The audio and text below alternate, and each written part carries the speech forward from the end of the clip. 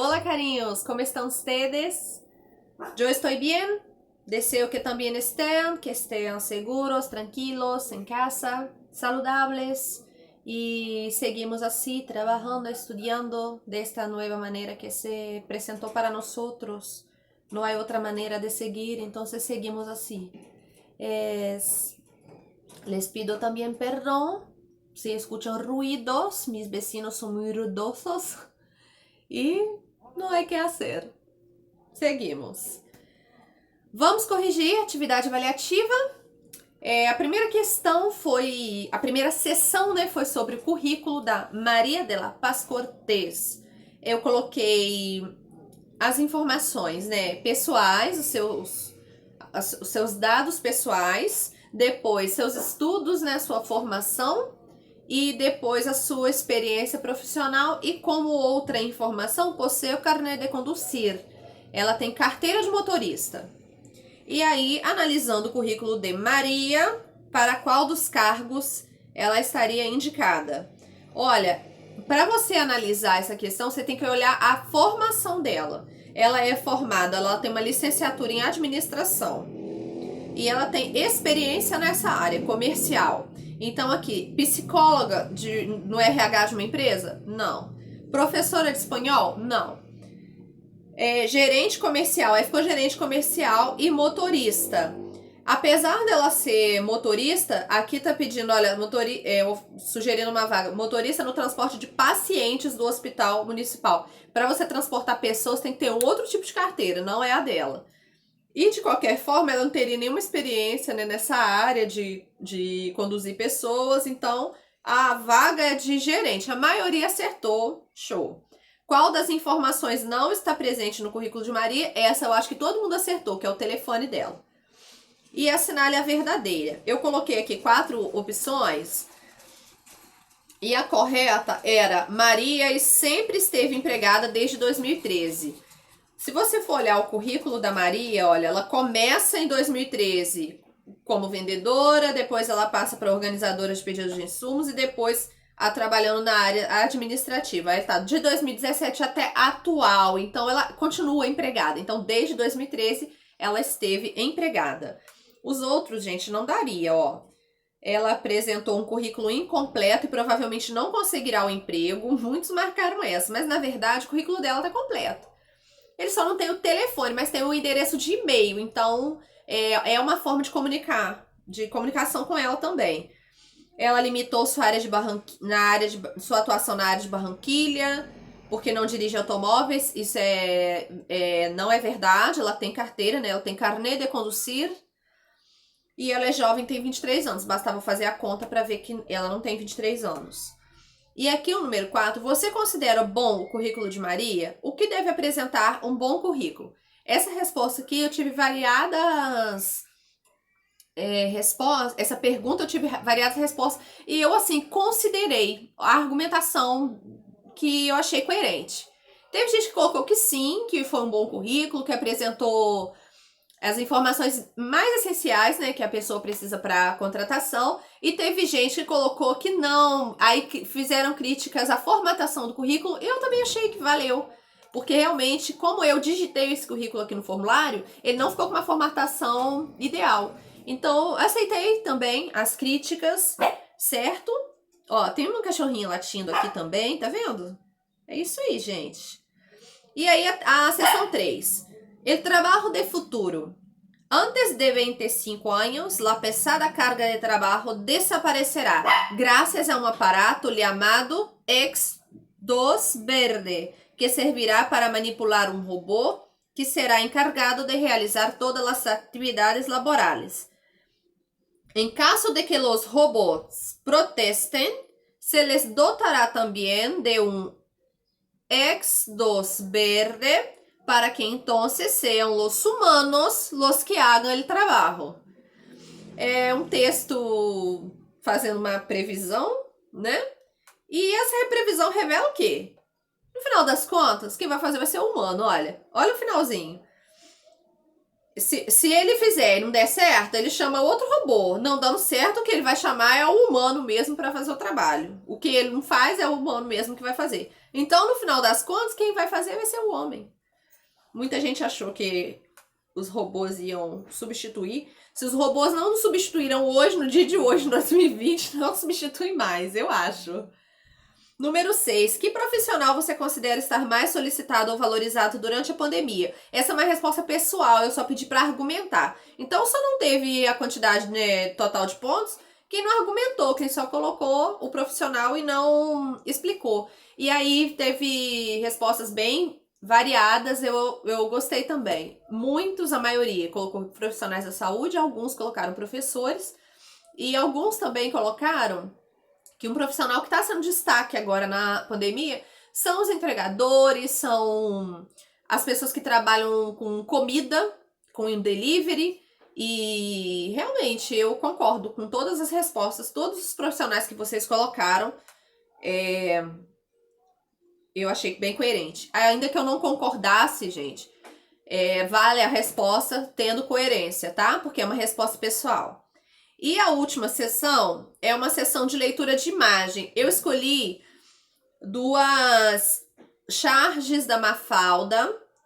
E aí eu perguntei, no número 7 eu escolhi essa aqui.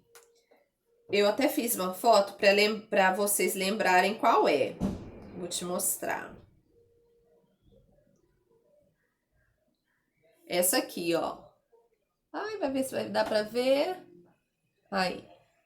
Essa aqui. Cuidado, irresponsáveis trabalhando. Quando eu escolhi essa charge, ela não estava fazendo uma crítica às pessoas que não estão fazendo isolamento social. Alguns confundiram e responderam isso. Mas a pergunta é a seguinte. Eu falo um pouquinho sobre a criação da Mafalda, né? A data, olha, eu até tenho 2 livros dela que eu trouxe de uma viagem. Eu adoro essa personagem do Quino. Não só ela, eu gosto de outras também. Eu acho ele muito inteligente, ele é muito perspicaz. E são tiras, são produções que são usadas até hoje. E elas foram feitas na década de 70. Ela parou de ser produzida em 70. Então, eu acho incrível uma produção tão antiga se manter tão atual. Ele é atemporal. Então, essa charge, ela não estava fazendo uma crítica direta a quem está saindo de casa. Quando ele diz, na verdade, né, irresponsáveis trabalhando, é trabalhando no gerenciamento do mundo. Eu, você, todos nós que estamos aí levando aí a vida, vivendo aí no planeta Terra. É sobre isso. E principalmente quem tem cargos de poder, de comando e que não demonstra responsabilidade. Não é uma crítica direta a A, B ou C, poderia até ser, mas não é. Mas eu só perguntei assim, se vocês acham que essa temática, né, desse questionamento dos caminhos que a humanidade tem tomado, se ela é atual. Ela é super atual. A gente não pode deixar de pensar nos caminhos que a gente toma. Então, eu pedi um comentário também, e aí eu considerei também conforme a coerência, tá, do pensamento de vocês.